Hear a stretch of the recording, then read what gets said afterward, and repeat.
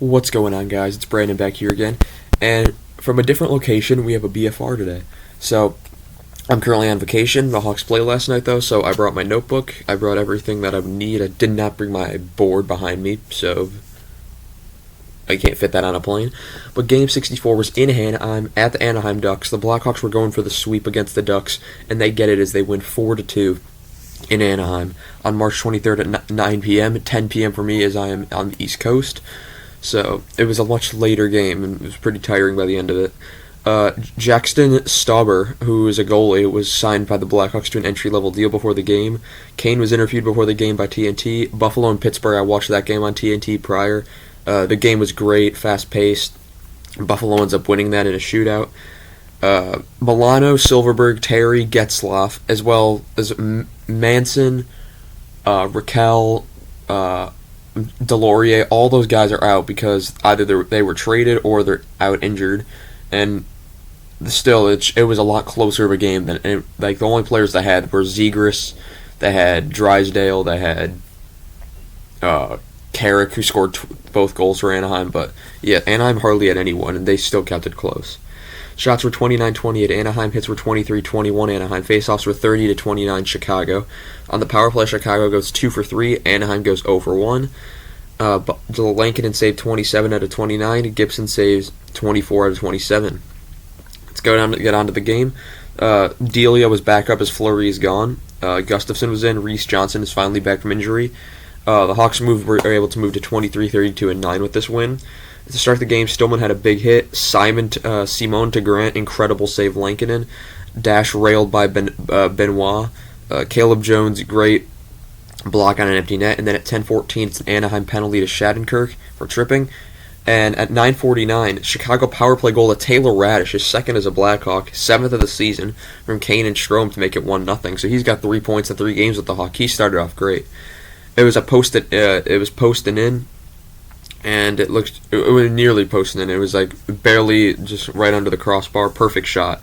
Then Gibson had a huge save on DeBrincat. Strome hit the goalpost. It was a fast and wild start. Lafferty gets hit by Gibson after Gibson falls into him, and then the teammate goes over to him and then push Lafferty. Anaheim was playing very sloppy, but at 6:20 they end up scoring. It's an Anaheim goal from Sam Carrick, his 10th of the season, from Robinson and Comtois to make it 1-1. Then Lafferty had 1v3 shorthanded. Lafferty had an excellent game. He nearly had an empty netter as well, which probably would have got him a star, but he had an excellent game. 1v3 shorthanded, gets a good side. Entwistle then shorthanded turnover breakaway, and then that was saved. 5:22 Chicago penalty to Kubalik for slashing. It was very sloppy, that power play. It was one of the worst power plays I've probably ever seen. And the Hawks had more shots than the Ducks. They outshot him 2-0 on that penalty kill. And that was killed. Go to the second period where Lankinen incredible saves. He made a sprawling save on, I forgot who it was. Ducks having more energy in the second. Doc tries the lacrosse Michigan move, and Shattenkirk barely saves it. A good save on Zegras, and then at 8:45 it's an Anaheim penalty to Schuster for hooking. And then at 8:23, Chicago power play one-timer from Patrick Kane, 20th of the season from Seth Jones and DeBrincat. So excellent. The Hawks had 2 power play goals in the game. Haven't seen that for a while. And it was a great pass. No chance for Gibson, who could have possibly gotten it if he was a little bit more to the left. Then it was getting scrummy with the Hawks' fourth line. McCabe, big hit on Mayhew. Mayhew then slashes McCabe, and there was no call on that.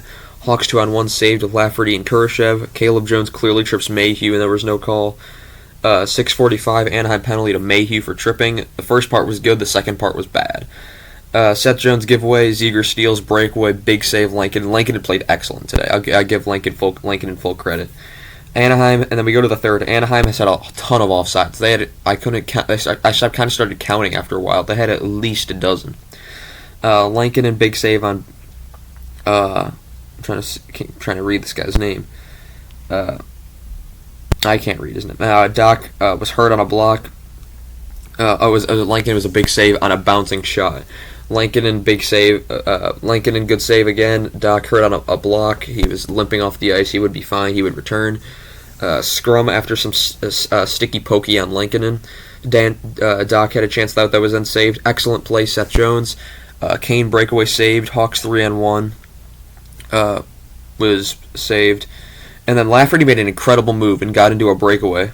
And Lafferty was incredible. Like, the Hawks win that Lafferty-Nylander trade. It's clear now. Lafferty's been incredible for the Hawks.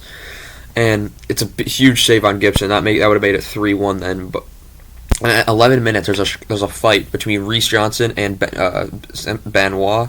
They both get 5 minutes for fighting. Then Henrique had a breakaway that ended with losing the puck. He slowly got up because then it turns out his head had hit the crossbar, so he was all right, but he was slow getting up and getting back to the bench. Then at 6:32, it's an Anaheim goal of Sam Carrick, second of the game, 11th of the season, from Henrique and Zegers to make it 2-2. So at this point, I'm thinking it's going to go to overtime because I'm already tired. The first game already made this game delayed because it went to a shootout, but now it's just going to make me even more tired. But it wouldn't, because at 3:50, it's a Chicago deflection goal from Dylan Strome, 18th of the season, from Stillman and Kane, to make it 3-2. And it was Lankinen had just made a great save prior, and then Zegers at the post. The Hawks come right back down the ice. They score. It was great. Gibson then was pulled at 2 minutes and 3 seconds. Ducks timeout at 1 minute and 10 seconds. At 1:03, it's a Chicago empty net goal to Alex DeBrincat, his 35th of the season, from Taves and McCabe to make it 4-2. And with all almost all the Ducks' best players out, the Hawks should have won by more, but they get the win. The season's over anyway. They have 18 games left to play for pride. But yeah, that's really all I have for you guys today. Hawks play again tonight, Game 65 in LA. I won't be able to watch it. It's on ESPN+. Even if I was home, I wouldn't be able to, so everything I get will be from highlights. But yeah, thank you guys for watching and bearing with me while I'm on vacation. There'll still be one more video, I think, while I'm on vacation, besides tomorrow's. But yeah, that's all I have for you guys today, and I will see you guys next time. Goodbye.